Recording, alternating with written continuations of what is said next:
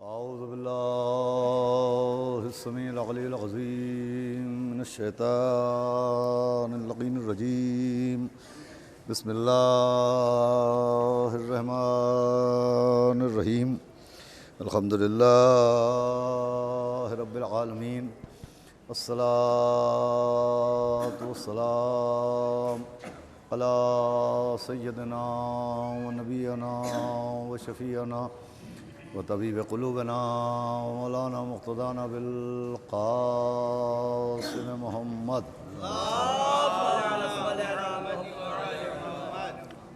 وآلہ الطیبین الطاہرین المعصومین ولعنۃ اللہ علی اعدائہم اجمعین من یومنا ھذا الی یوم الدین اما بعد فقد قال اللہ سبحانہ تبارک و تعالی فی القرآن المجید والفرقان الحمید بسم اللہ الرحمن الرحیم وَلَقَدْ كَرَّمْنَا بَنِي آدَمَ وَحَمَلْنَاهُمْ فِي الْبَرِّ وَالْبَحْرِ وَرَزَقْنَاهُمْ مِنَ الطَّيِّبَاتِ وَفَضَّلْنَاهُمْ عَلَىٰ كَثِيرٍ مِّمَّنْ خَلَقْنَا تَفْضِيلًا يَوْمَ نَدْعُو كُلَّ أُنَاسٍ بِإِمَامِهِمْ ایک صلوات پڑھ لیں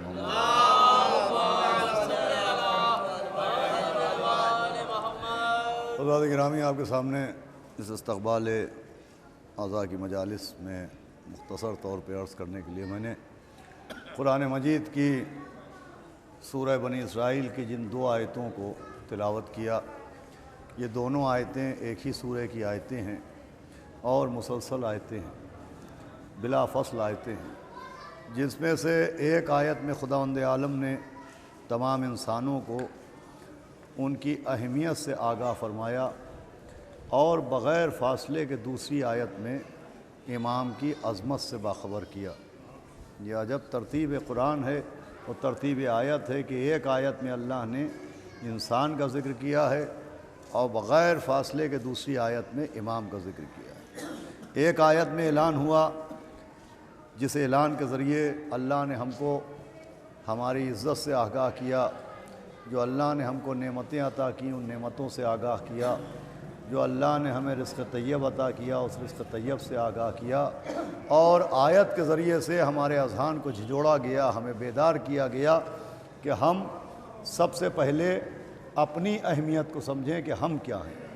یعنی سب سے پہلے انسان کو چاہیے کہ انسان اپنے اوپر غور کرے، اپنی کتاب ذات کو پڑھے، اپنے آئینہ صفات کو دیکھے اور اپنے آپ کو سمجھے کہ اللہ نے انسان کو کتنی نعمتیں دی ہیں، کتنی عزتیں دی ہیں، کیسا رزق دیا ہے اور کتنی فضیلتیں دی ہیں۔ اب اس کا کیا سبب ہے کہ اللہ ہم کو ہماری حقیقت سے آگاہ کر رہا ہے؟ تو عزیزو، اس کا سبب یہ ہے کہ اللہ چاہتا ہے کہ پہلے ہم اپنے آپ کو پہچانیں اور اپنی قدر کریں کہ اللہ نے ہم کو شامل مخلوقات قرار نہیں دیا بلکہ اشرف مخلوقات قرار دیا۔ ہم اپنے آپ کو سمجھیں کہ اللہ نے ہمیں کتنا بالا و برتر، کتنا اعلیٰ اور کتنا افضل قرار دیا، اور جب ہم اپنے آپ کو پہچان لیں تو پھر یہ بھی بات یاد رکھیں کہ ایک نہ ایک دن ہم کو میدان محشر میں پہنچنا ہے، ہم کو میدان قیامت میں بلایا جائے گا، اور جب ہم آپ قیامت کے میدان میں بلائے جائیں گے تو قرآن اعلان کر رہا ہے کہ محشر کے میدان میں ہم زمین و جائیداد کے ساتھ نہیں بلائے جائیں گے۔ قیامت کے روز انسان زمین و جائیداد کے ساتھ نہیں بلایا جائے گا، باغ و باغات کے ساتھ نہیں بلایا جائے گا، دینار و درہم کے ساتھ نہیں بلایا جائے گا۔ قرآن اعلان کر رہا ہے کہ انسان محشر میں اپنے امام کے ساتھ بلایا جائے گا۔ اب جس کا جیسا امام ہوگا اس کا ویسا انجام ہوگا۔ صلوات بھیجے محمد والے۔ دیکھیں، مختصر سی گفتگو ہے مگر قابل توجہ بات ہے کہ ہم کو ہماری اہمیت سے آگاہی اس لیے کیا گیا کہ پہلے ہم اپنے آپ کو سمجھیں۔ ہم کتابیں نہیں پڑھ سکتے، ہم کتب خانوں میں نہیں جا سکتے، ہم عربی فارسی نہیں سمجھ سکتے، تو اللہ نے انتظام کیا کہ تم کتابیں نہیں پڑھ سکتے ہو، تم مطالعہ نہیں کر سکتے ہو، تو کم سے کم تم اپنے صفات کے آئینے کو دیکھو. تم کتابیں نہیں پڑھ سکتے، تم اپنی کتاب ذات کو پڑھو. تم اپنے آئینے صفات کو دیکھو اور سوچو کہ جب تم کو ایسا بنایا ہے تو پھر تمہارا امام کیسا ہونا چاہیے. جب ہم نے تم کو اتنی عزت دی، تم کو اتنا اختیار دیا، تمہیں اتنا بلند و بالا بنایا، تو اب تم فیصلہ کرو کہ تمہارا امام کیسا ہونا چاہیے. اب دیکھیے اللہ نے انسان کو کتنی عزت دی ہے. بہت سامنے کی باتیں عرض کرتا ہوں میں آپ کے سامنے. اللہ نے ہم کو آپ کو کتنی عزت دی ہے. اللہ نے اتنی عزت دی ہے کہ ہم کو آپ کو پیدا کیا ہے عبادت کے لیے. قرآن اعلان کر رہا ہے کہ بسم اللہ الرحمن الرحیم وما خلقت الجن والانس الا لیعبدون، کہ ہم کو آپ کو عبادت کے لیے پیدا کیا ہے. مگر چونکہ پیدا ہم کو عبادت کے لیے کیا، لیکن اللہ نے چونکہ ہم کو عزت دی ہے، لہٰذا ہماری عزت کی خاطر ہمیں اتنی سہولت عطا کی ہے کہ عبادت کے معاملے میں جو حکم دیا ہے وہ اپنی عظمت کو دیکھتے ہوئے حکم نہیں دیا ہے، ہماری طاقت کو دیکھتے ہوئے حکم دیا ہے. ایک صلوات بھیجے محمد والے احمد. اور بھائیے گا میری بات ذرا غور سنیے گا کہ اللہ نے جو ہمیں عبادت کا حکم دیا ہے تو اپنی عظمت کے مطابق حکم نہیں دیا ہے. دیکھیے اگر اللہ اپنی عظمت کو سامنے رکھ کے عبادت کا حکم دیتا تو 5 وقت تو 5 وقت ہیں، ہم 50 وقت دن میں نماز پڑھتے تو اللہ کی عبادت کا حق ادا نہیں ہوتا. ماہ رمضان تو ماہ رمضان ہے، اگر ہم پورے سال روزہ رکھتے تو اللہ کی عظمت کا حق ادا نہیں ہوتا. مگر اللہ نے اپنی عظمت کو مد نظر رکھ کے عبادت کو واجب نہیں کیا ہے، انسانی طاقت کو مد نظر رکھ کے عبادت کو واجب کیا ہے. نمازیں اتنی ہی واجب کی ہیں جتنی ہم پڑھ سکیں، روزہ اسی پر واجب کیا ہے جو رکھ سکے، حج اسی پر واجب کیا ہے جو ادا کر سکے. صلوات بھیجے محمد والے. بھئی آپ دیکھیں پیدا کیا عبادت کے لیے، وما خلقت الجن والانس الا لیعبدون، لیکن ہر وقت نماز کا حکم نہیں دیا. اتنی ہی نمازیں واجب کی ہیں جتنی ہم آپ نمازیں پڑھ سکتے ہیں، یعنی ہماری طاقت کو مد نظر رکھا، ہمارے جسم کی صلاحیت کو مد نظر رکھا. اللہ نے عبادت کو بھی ہمارے لیے سبب زحمت نہیں بنایا، اسی لیے پیغمبر کے ذریعے یہ پیغام بھی پہنچایا کہ عبادت کو ہم نے سبب رحمت بنایا ہے، عبادت کو سبب زحمت نہیں بنایا. چنانچہ قرآن میں وہ آیت گواہی دے رہی کہ جب پیغمبر اسلام نماز پڑھتے تھے اور پوری رات آپ نماز پڑھتے تھے تو آپ کے پاؤں متورم ہو جاتے تھے، یعنی آپ کے پیروں پر ورم آ جاتا تھا. تو قرآن میں آیت موجود ہے کہ میرے حبیب آپ اتنی عبادت نہ کیجئے کہ آپ کے بدن کو اذیت ہونے لگے. دیکھیے اللہ نے اپنے حبیب کے لیے بھی عبادت کا حکم اپنی عظمت کو دیکھ کے نہیں دیا ہے، نبی کے بدن کو دیکھ کے دیا ہے، ان کی زحمت کو دیکھتے ہوئے دیا ہے کہ اتنی نماز نہ پڑھیے کہ آپ کو زحمت ہو، اتنی عبادت نہ کیجئے کہ آپ کو تکلیف پہنچنے لگے. لیکن عزیزوں اسی کے ساتھ ایک پہلو اور بھی ہے. ایک طرف پیغمبر اسلام پوری رات نماز پڑھ رہے ہیں اور آپ کے پاؤں متورم ہو رہے ہیں، اور اللہ کہہ رہا ہے اتنی نماز نہ پڑھیے کہ آپ کے جسم کو تکلیف ہونے لگے. اب وہی اللہ اور وہی نبی ہے. ایک طرف اللہ اپنے نبی کو عبادت کی کثرت سے روک رہا ہے اور پھر اسی نبی کو میدان غدیر میں ٹوک رہا ہے. صلوات بھیجے محمد آل احمد.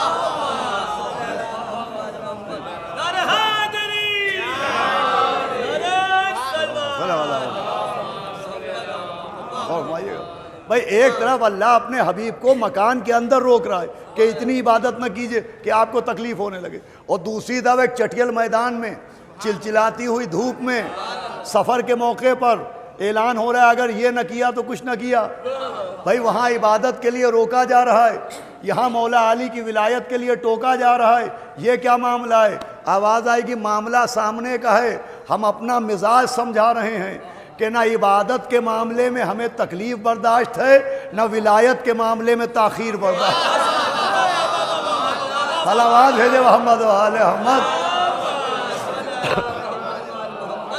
اور کیا میں دیکھیں دونوں پہلو ہیں، ایک طرف عبادت کے لیے روکا اور دوسری طرف ولایت کے لیے ٹوکا کہ نہ عبادت کے معاملے میں ہم تکلیف برداشت کریں گے اور نہ مولا علی کی ولایت کے معاملے میں تاخیر برداشت کریں گے. دیکھیے اللہ نے کتنی عزت دی ہے، خدا کی قسم جتنا شکر ادا کیجئے وہ شکر کم ہوگا کہ عبادت کے معاملے میں بھی میں نے عرض کیا کہ ہماری جسمانی طاقت کو دیکھ کے نماز واجب کی گئی.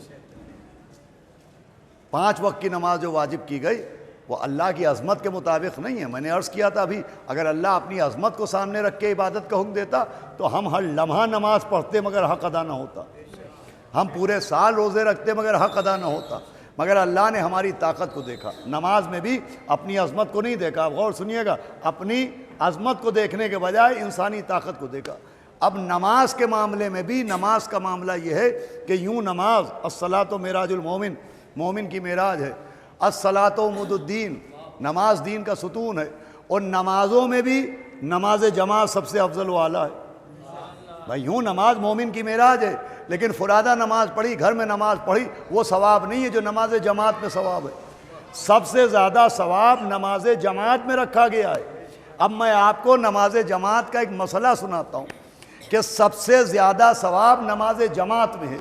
مگر نماز جماعت کا ایک قانون یہ ہے کہ وہ لوگ جو نماز جماعت پڑھائیں, جن کے پیچھے لوگ نماز جماعت پڑھیں, ان کے لیے قانون شریعت یہ ہے کہ جب نماز جماعت پڑھائیں تو بہت زیادہ طولانی نماز نہ پڑھائیں. ہمارے یہاں بھائی فرادہ نماز کے لیے حکم ہے کہ جب تم تنہا نماز پڑھو, فرادہ نماز پڑھو, تو واجبات کے ساتھ ساتھ مستحبات بھی ادا کرو, چاہے جتنے بڑے سورے پڑھو, چاہے جتنی زیادہ دعائیں پڑھو.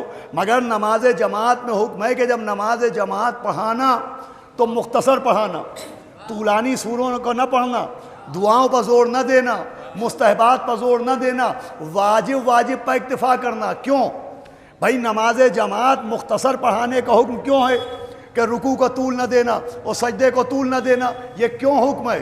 اس لیے حکم ہے کہ نماز جماعت میں جو پیچھے نماز پڑھتے ہیں اس میں صرف جوان نہیں ہوتے ہیں, ایک سے ایک ضعیف بھی ہوتے ہیں, سب صحت مند نہیں ہوتے ہیں, کچھ مریض بھی ہوتے ہیں, سب مقامی نہیں ہوتے ہیں, کچھ مسافر بھی ہوتے ہیں.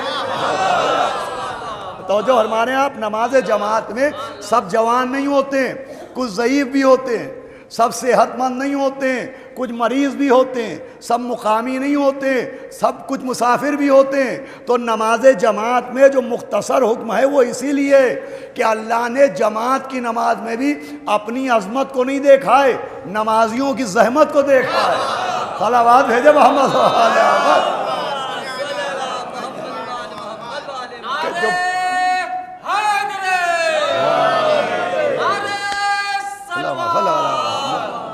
توجہ رکھیے گا, نمازیوں کی زحمت کو دیکھا ہے کہ ضعیفوں کو زحمت, مریضوں کو زحمت نہ ہو, مسافروں کو زحمت نہ ہو. حکم ہے کہ جب نماز جماعت پڑھانا تو نماز جماعت کو زیادہ طول نہ دینا, بڑے سورے نہ پڑھنا, مستحب دعائیں نہ پڑھنا, واجب کرنا, رکوع کو طول نہ دینا, سجدے کو طول نہ دینا. اچھا, اب جس نبی نے نماز جماعت پڑھانے والوں کو حکم دیا کہ نماز جماعت کو طول نہ دینا, وہی نبی ہے, مسجد نبوی ہے, جماعت کی نماز ہے, نبی کے پشت ہے, پشت پہ حسین ہے.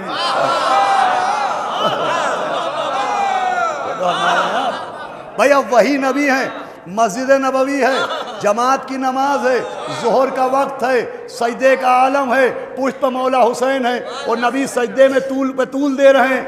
میں کہوں گا یا نبی اللہ, ہم سے کہا کہ جماعت کی نماز میں طول نہ دینا اور خود سجدے میں طول پر طول دے رہے ہیں.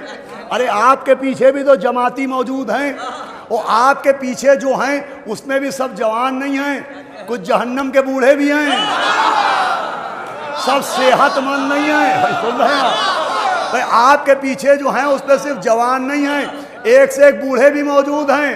ارے سب صحت مند نہیں ہیں, کچھ بغض علی کے مریض بھی موجود ہیں.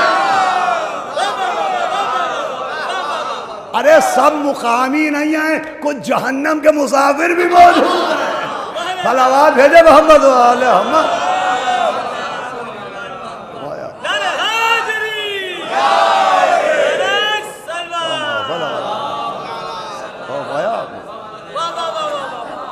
ہمیں یہ حکم دیا کہ نماز جماعت پڑھانا تو مختصر پڑھانا, اور خود سجدے کو طول پہ طول دیے جا رہے ہیں, طول پہ طول دیے جا رہے ہیں. یا نبی اللہ یہ کیا معاملہ ہے؟ ہم سے کہا نماز پڑھانا, دیکھیے پڑھنے کی بات نہیں ہے, پڑھنے کے لیے حکم ہے کہ جلدی جلدی نماز نہ پڑھنا, برکتیں جو اڑتی ہیں, بہت سی باتوں سے رزق اڑ جاتا ہے, برکتیں اڑ جاتی ہیں. تو اس میں ایک سبب یہ بھی ہے کہ جو لوگ بہت جلدی نماز پڑھتے ہیں، برکت اڑتی ہے اس میں، نماز میں ثواب کے بجائے گناہ ہونے لگتا ہے، اس لیے فرادہ میں حکم ہے کہ خوب طولانی نماز پڑھو، فرادہ پڑھو، جب اکیلے پڑھو۔ مولا علی سے کسی نے پوچھا کہ بہترین نماز کون سی ہوتی ہے؟ فرمایا جس کا قنوت طولانی ہوتا ہے۔ صلوات بھیجے محمد والے احمد۔ حکم ہے کہ جب قنوت پڑھو تو طول دے کے پڑھو، اپنے لیے دعا کرو، اپنے رشتہ داروں کے لیے دعا کرو، دشمنان دین کے لیے بد دعا کرو۔ قنوت میں اپنی زبان میں دعا پڑھنے کا حکم بھی ہے۔ تو عزیزان گرامی، میں کیا عرض کر رہا تھا کہ ہمیں حکم دیا کہ مختصر، اور خود سجدے کو طول پطول دے رہے ہیں۔ میں کہوں گا یا نبی اللہ، یہ کیا معاملہ ہے؟ ہمیں نماز جماعت میں اختصار کا حکم دیا اور خود نماز جماعت میں سجدے میں طول دے رہے ہیں۔ آواز آئے گی نماز جماعت میں اختصار کا حکم نمازیوں کو زحمت سے بچانے کے لیے ہے، اور یہ سجدے کو طول عظمت مولا حسین دکھانے کے لیے ہے۔ ہمارے ہاں عظمت مولا حسین دکھانے کے لیے۔ بھائی دیکھیے، ابھی محرم آنے والا ہے، ایام اعضاء قریب آنے کو ہیں، اور ادھر ایام اعضاء آئیں گے، ادھر محرم کے دن آئیں گے، ادھر محرم کا مہینہ آئے گا، ادھر ہماری خواہشیں پیدا ہوتی ہیں، کچھ ہماری خواہشیں ہوتی ہیں، کچھ ہماری مانگیں ہوتی ہیں، کچھ ہماری ڈیمانڈ ہوتی ہے۔ ہماری مانگ یہ ہوتی ہے کہ مجلس میں صرف فضائل نہ پڑھیے، امام حسین کی نماز بھی یاد رکھیے، صرف غم نہ منائیے، امام حسین کا سجدہ بھی یاد رکھیے۔ تو جو ہمارے یہاں یہ ہماری خواہش ہوتی ہے کہ صرف غم نہ منایا جائے، نماز کو بھی یاد رکھا جائے۔ بھائی یہ بات ہوتی ہے کہ نہیں؟ صرف ماتم نہ کیا جائے، امام حسین کا سجدہ بھی یاد کیا جائے۔ بھائی سمجھایا جا رہا ہے تمہاری خواہش یہ ہے کہ محرم میں بھی نماز کو نہ بھولنا، ہماری خواہش یہ ہے کہ نماز میں بھی حسین کو نہ بھولنا۔ صلوات بھیجے محمد۔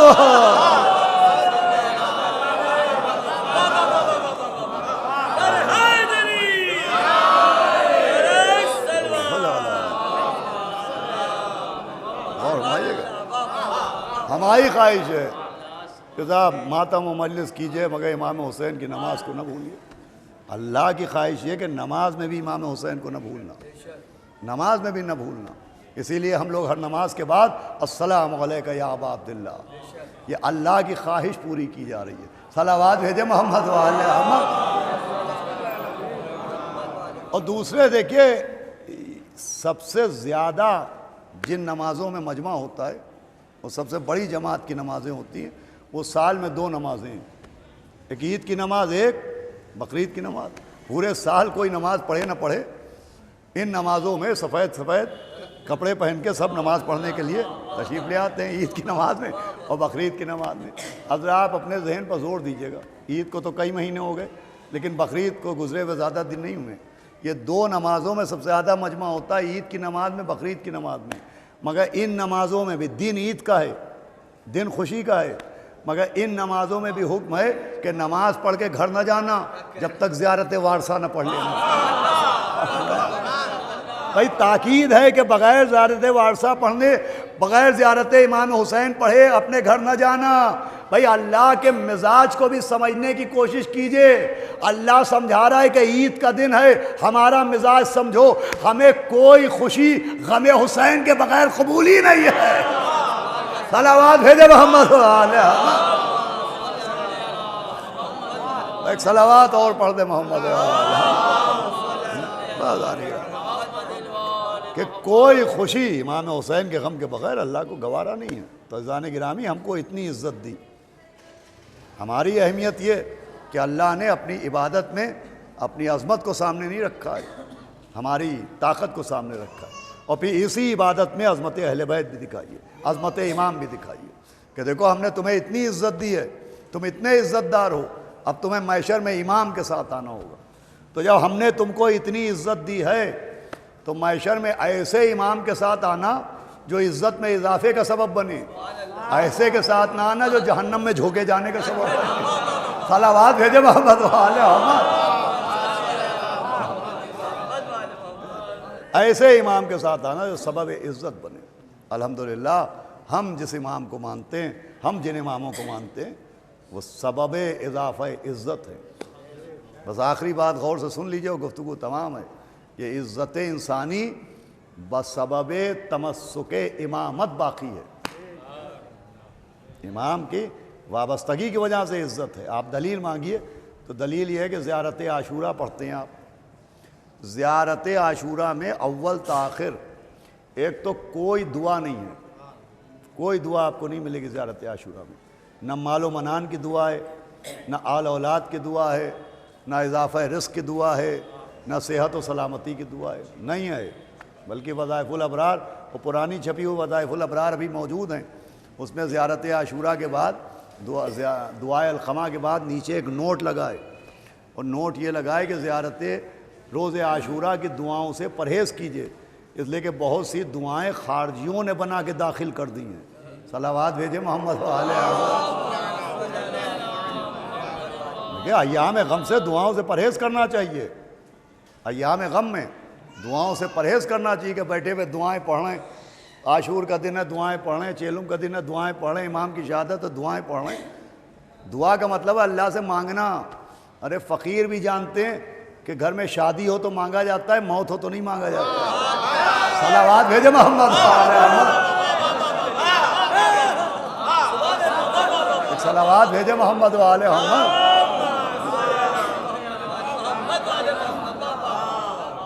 تو زیارت عاشورہ میں عزیزوں نہ مال و منان کی دعا ہے, نہ آل اولاد کی دعا ہے, نہ صحت و سلامتی کی دعا ہے, بلکہ ایک دعا ہے, اور وہ دعا یہ ہے کہ اللہم اجعلنی عندک وجیہا بالحسین علیہ السلام فی الدنیا والآخرہ. صلوات بھیجے محمد. اور سنیے اذان گرامی, ایک دعا ہے اللہم اجعلنی عندک وجیہا بالحسین علیہ السلام فی الدنیا والآخرہ. کیا ترجمہ ہے اس کا؟ کہ اللہ مجھے اس دنیا میں بھی عزت دے اور آخرت میں بھی عزت دے, مگر جو دنیا میں عزت ملے وہ بھی, اور جو آخرت میں عزت ملے وہ بھی بذریعہ امام حسین عطا کر. عزت کا ذریعہ امام حسین کو قرار دے. یہ نہیں ہے کہ اس دنیا میں عزت دے, آخرت میں عزت دے, دولت کے ذریعے, مال و منان کے ذریعے. یہ قابل توجہ جملہ ہے. نہیں, عزت دے مگر امام حسین کے ذریعے. عزت کا ذریعہ مولا حسین کو بنا. اس دنیا میں بھی ان کی وجہ سے عزت دے دے اور آخرت میں بھی ان کی وجہ سے. بھائی دیکھیں بہت سے لوگوں کو دولت کی وجہ سے عزت ملتی ہے. آج کے سماج میں تو یہ ہو ہی گیا ہے کہ مومن کی اتنی عزت نہیں ہوتی ہے جتنی مالداروں کی ہوتی ہے. صلوات بھیجے محمد والے محمد. ایک مومن متقی چلا رہا ہے اور اس کو دیکھ کے 2 انگلیاں سلام کو نہیں اٹھتی. ایک چھچورا پیسے والا چلا ہے, کرسی سمیت اٹھ کے کھڑے ہو جاتے ہیں. صلوات بھیجے محمد والے محمد. یہ سماج ہے, کیا کیجیے. تو عزیزان گرامی, بہت سے لوگوں کو دنیا میں پیسے کی وجہ سے عزت مل جاتی ہے, مال و منان کی وجہ سے عزت مل جاتی ہے, زمین و جائیداد کی وجہ سے عزت مل جاتی ہے, باغ و باغات کی وجہ سے عزت مل جاتی ہے. مگر وہ عزت جو دولت کی وجہ سے ملتی ہے, جب تک دولت ہے عزت ہے, دولت گئی عزت گئی. وہ عزت جو زمین و جائیداد کی وجہ سے ملی, جب تک زمین و جائیداد ہے عزت ہے, زمین و جائیداد گئی عزت گئی. وہ عزت جو باغ و باغات کی وجہ سے ملے, جب تک باغ و باغات ہیں عزت ہے, باغ و باغات گئے عزت گئی. مگر وہ عزت جو امام حسین کی وجہ سے مل جائے, بس آخری بات ہے, خدا کے لیے غور سنیے گا, وہ عزت جو امام حسین کی وجہ سے ملے وہ ٹیمپریری عزت نہیں ہوتی ہے, وہ پرماننٹ عزت ہوتی ہے. وہ وقتی عزت نہیں ہوتی ہے, وہ دائمی عزت ہوتی ہے. آپ مجھ سے دلیل مانگے تو دلیل یہ ہے کہ 3 شعبان کو فطرس کو عزت ملی امام حسین کی وجہ سے. بھائی 3 شعبان کو فطرس کو عزت ملی مولا حسین کی وجہ سے. 10 محرم کو جناب حر کو عزت ملی. بھائی 2 گواہیاں چاہیے نا, دونوں گواہیاں موجود ہیں. تیسری شعبان کو فطرس کو عزت ملی, ذریعہ بنے مولا حسین. 10 محرم کو جناب حر کو عزت ملی, ذریعہ بنے مولا حسین. تو اب ان دونوں کو عزت دلوائی مولا حسین نے, تو وقتی عزت نہیں ملی, ایسی عزت ملی کہ 3 شعبان آئے تو ذکر فطرس ضرور ہوگا, پہلی محرم آئے تو ذکر حر ضرور ہوگا. صلوات بھیجے محمد والے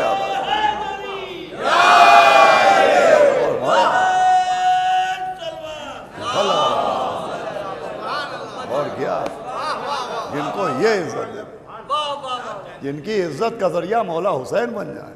اللہ اکبر. عزت کا سورس یہی ہے، عزت کا ذریعہ یہی ہے، عزت کا معدن یہی ہے، عزت کا مخزن یہی ہے، عزت کا سبب یہی تو وجہ ہے. اللہ لعنت کرے ابن مرجانہ پر،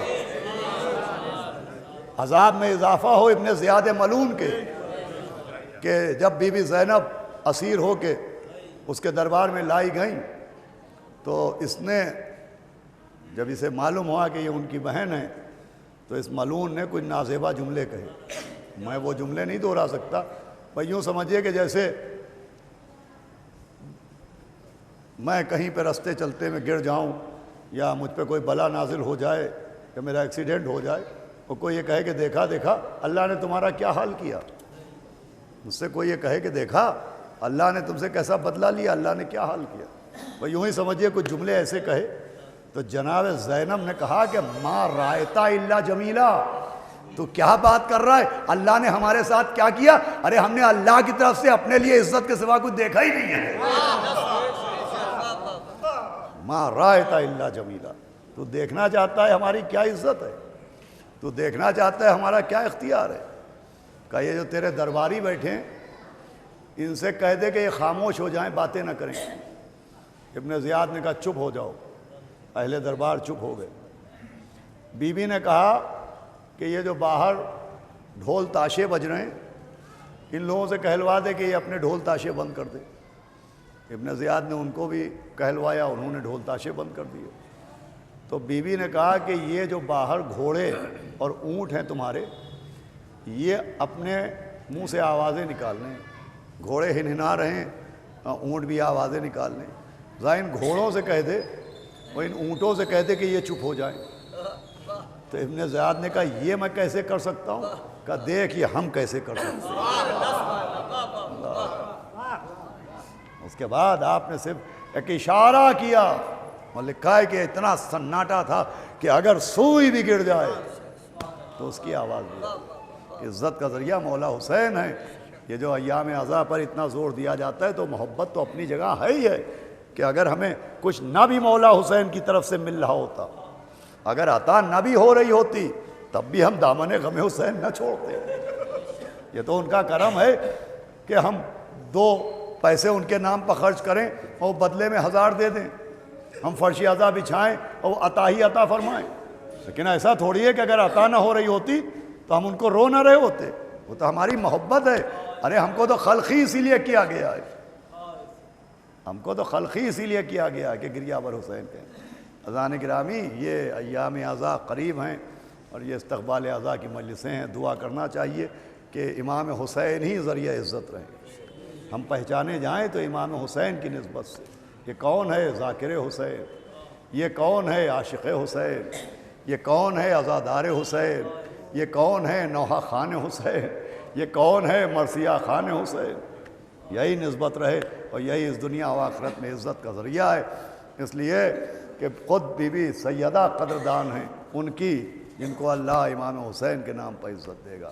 عزیزو یہی زمانہ تھا، نبی تشریف فرما تھے، آپ کے ایک زانو پر آپ کے بڑے نواسے بیٹھے ہوئے تھے اور ایک زانو پر چھوٹے نواسے بیٹھے ہوئے تھے.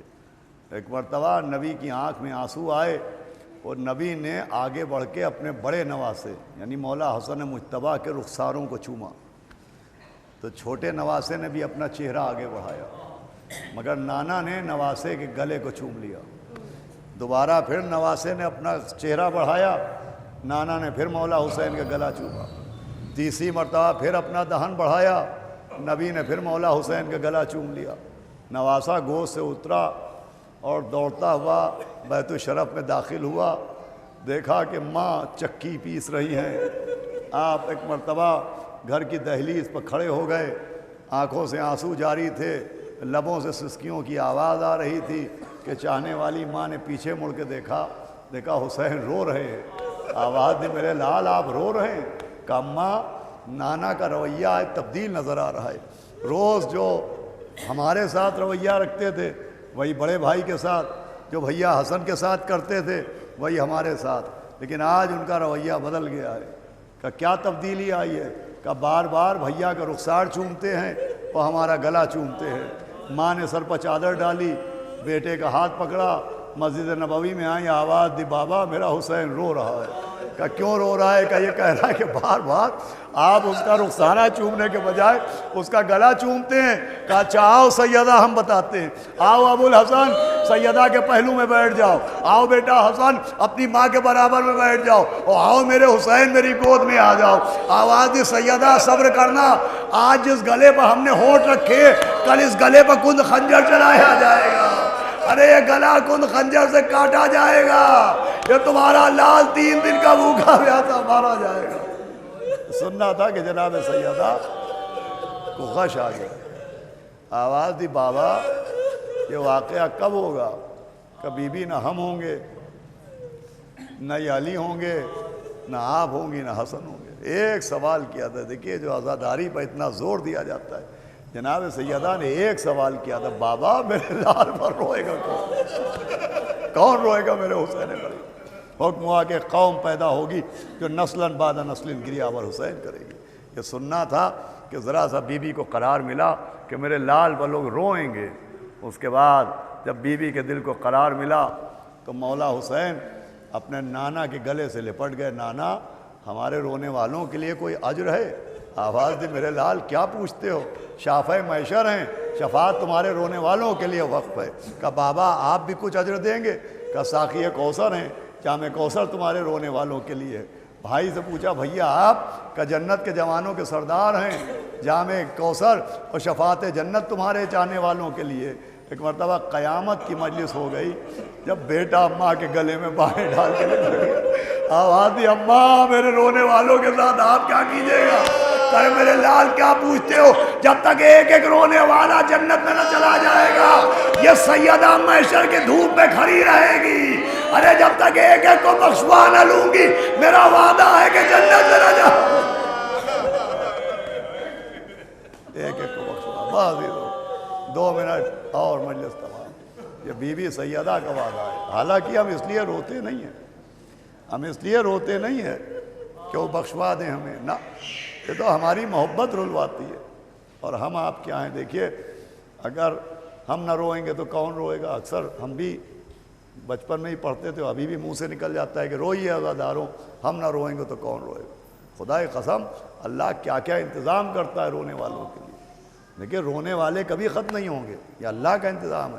میں آپ کو ایک واقعہ سناؤں، ہمارے بڑے بھائی رضا ارشاد بھائی بیٹھے میں، ان سے ہی پوچھے گواہی دیں گے۔ ہم لوگ، ہمارے والد سرکاری نوکری میں تھے، اعجاز ماموں، آپ بھی گواہ ہیں اس کے، تو بہت سے مختلف جگہوں پر وہ ایگزیکٹو آفیسر تھے، نگر پالیکا میں ادھیشاسی ادھیکاری جسے کہتے ہیں، ٹرانسفر ہوتا تھا۔ تو ایسے ایسے شہروں میں، نصیر بھائی آپ تو واقف ہیں اچھی طرح، ایسے ایسے شہروں میں ٹرانسفر ہوتا تھا کہ وہاں کوئی شیعہ ہی نہیں تھا۔ تو یہ عزاداری کیا ہوتی ہے ان سے پوچھئے جو اس نعمت سے محروم رہتے ہیں۔ عزاداری کسے کہتے ہیں، ماتم کسے کہتے ہیں۔ تو بہرحال لکھیم پور کھیری میں ٹرانسفر ہوا تو وہاں پر ایک غیر مسلم، غیر شیعہ، ایک ہندو شخص تھا جس کا نام چندر تھا۔ تو ایک دن وہ ہمارے والد کے پاس آیا اور اس نے کہا کہ صاحب ہم نے ایک منت مانی تھی، حسین بابا سے ہم نے کچھ مانگا تھا، تو حسین بابا نے ہمیں وہ عطا کر دیا، تو ہم ان کا تعزیہ رکھنا چاہتے ہیں، تو کیا آپ کے گھر میں تعزیہ رکھ لیں؟ تو کہا ارے اس سے بہتر کیا ہوگا۔ تو وہ ایک بہت ہی بلند تعزیہ لے کے آیا، تو چونکہ گھر کا دروازہ اتنا بڑا نہیں تھا لہذا گھر کے اندر عزاخانے میں وہ تعزیہ نہیں جا پایا۔ تو وہ برآمدے میں یہ ہوا کہ اسی برآمدے میں اس کو پاک کیا گیا اور ایک چادر بچھائی گئی اور اسی پہ تعزیہ رکھ دیا گیا۔ اب یہ گرمی میں آپ جو سن رہے ہیں سنیے، دیکھیں کیا مولا کے چاہنے والے ہوتے ہیں۔ بہت بہت بام عروج پر تھی گرمی اور لائٹ نہیں تھی، نہ پنکھا تھا نہ ہاتھ کا پنکھا کوئی اس کو جھل رہا تھا، اس شخص کو اندھیرا تھا اور وہ تعزیے کے سامنے 2 شمع جلائے، شب عاشور اگربتی جلائے بیٹھا ہوا تھا۔ اب یہ مجھے اچھی طرح یاد ہے کہ ہمارے والدین بار بار پردہ ہٹا کے اس کو دیکھتے تھے اور چیخ مار کے روتے تھے۔ اب اس وقت اتنا زیادہ ہمارا سن نہیں تھا جو ہم سمجھ سکیں کہ آخر یہ کیوں رو رہے ہیں، لیکن جب پوچھا انہوں نے بتایا کیوں رو رہے ہیں۔ اس سے پوچھا کہ آپ اس کو دیکھ دیکھ کے کیوں رو رہے ہیں، تو ان کا غور سے دیکھو اتنی گرمی ہے کہ اس نے اپنے بدن سے کرتا اتار دیا اور اس کے ہاتھ میں پنکھا ہے مگر یہ اپنے ہوا نہیں کر رہا، یہ تعزیے کو کیسے کیسے چاہنے والے ہو. یہ بات جو میں زور دیتا ہوں اور یہ بات اچھی طرح یاد رکھیے گا، آپ اور ہم ایک ہی ہیں. میں ایک ایک عزادار کو اپنا سگا عزیز سمجھتا ہوں. تو اپنے نوجوانوں کو جیسے بڑا بھائی چھوٹے بھائی کو سمجھاتا ہے، جیسے ایک عزیزدار کو سمجھاتا ہے، یہ اس محبت میں بیان کرتا رہتا ہوں تاکہ نوجوان سمجھیں کہ اس عزاداری کی امپارٹنس کیا ہے، اہمیت کیا ہے. یہ خدا قسم کیسے کیسے لوگ. آپ پٹنہ جائیے، بھائی آخری واقعہ ہے وہ مجلس تمام ہے. شہر پٹنہ میں مظہر بھائی ایک علاقہ ہے وہ عالم گنج کے پاس، اور اس کا بڑا عجیب سا نام ہے، اس کا آج تک میں صحیح تلفظ نہیں کر پایا، چمر گھٹیا نام ہے اس کا. وہاں پر جناب عباس علیہ السلام کی درگاہ بنی ہوئی ہے بیچوں بیچ شہر میں. آپ پوچھئے اس درگاہ کا سبب کیا ہے، وہ درگاہ وہاں کیوں بنی؟ تو درگاہ اس لیے بنی ہے کہ اس درگاہ کے زمین پر ایک غیر مسلم، ایک ہندو خاتون تھی جو امام حسین علیہ السلام کے نام سے تعزیہ رکھتی تھی، اور ہر شب عاشور وہ اس تعزیے پر مولا حسین کی نظر دلواتی تھی. ایک شب عاشور ایسی آئی کہ بارش ہو رہی تھی اور کوئی نظر دینے والا نہیں تھا. تو یہ تعزیے کے سامنے بیٹھے بیٹھے انتظار کرتے کرتے آدھی رات ہو گئی. تو اس کو فوراً خیال آیا کہ کہیں مجھ سے کوئی پاپ تو نہیں ہو گیا ہے، کہیں کوئی گناہ تو نہیں ہو گیا جو اس سال کوئی نظر دینے نہیں آ رہا ہے. تو اس نے تعزیے کے سامنے ہاتھ جوڑے، کہے سکینہ کے بابا کسی کو نظر دینے کے لیے بھیج. تھوڑی دیر میں اس نے دیکھا کہ ایک نقاب پوش چلے آ رہے ہیں. اس نے ہاتھ دیا کہ آنے والے اگر تم مسلمان ہو تو آؤ اور حسین بابا کی نظر دیتے جاؤ. تو وہ نقاب پوش قریب آئے، وہ کہا سامان نظر تعزیے کے سامنے رکھ دے. اس نے وہ جو بھی نظر تھی اس کو تعزیے کے سامنے رکھا. نقاب پوش کے چہرے سے نقاب ہٹی، ایک نورانی چہرہ نظر آیا، آنکھوں سے آنسو بہتے نظر آئے اور ہونٹ ہلتے نظر آئے. اور پھر کہا کہ عورت یہ سامان نظر اٹھا لے. نظر ہو گئی. اس عورت نے ہاتھ جوڑے، کہا تمہیں حسین بابا کی بے کسی کی قسم ہے، ایک بار اور نظر دے دو. نقاب پوش نے پھر نظر دی، مجلس تمام ہے. اس نے ہاتھ جوڑے، کہا تمہیں امام حسین کی پیاس کا واسطہ، ایک بار اور نظر دے دو. اس نے ایک بار اور نظر دی. اس عورت نے کہا تمہیں حسین کے بھائی عباس کا واسطہ، ایک بار اور نظر دے دو. نقاب پوش نے پھر نظر دی اور کہا یہ بتا بار بار نظر کیوں دلوا رہی ہے؟ اس نے کہا دیکھو میں ہندو ہوں، مجھے یہ تو نہیں پتا کہ نظر میں کہا کیا جاتا ہے، لیکن میں نے دیکھا ہے جب بھی کوئی نظر دیتا تھا تو اپنے دونوں ہاتھ اٹھا لیا کرتا تھا. ارے تم نے بار بار نظر دی مگر اپنے ہاتھوں کو نہ اٹھایا. ایک مرتبہ کاندھوں سے ردا ہٹی، کٹے ہوئے شانے نظر آئے. ارے وہ کیا ہاتھ اٹھائے جس کے ہاتھ کربلا میں قلم کر دیے گئے ہو. ارے میں سکینہ کا سکا، میں حرم کا سکا، میں زینب کا بھیا، میں کربلا کا اللہ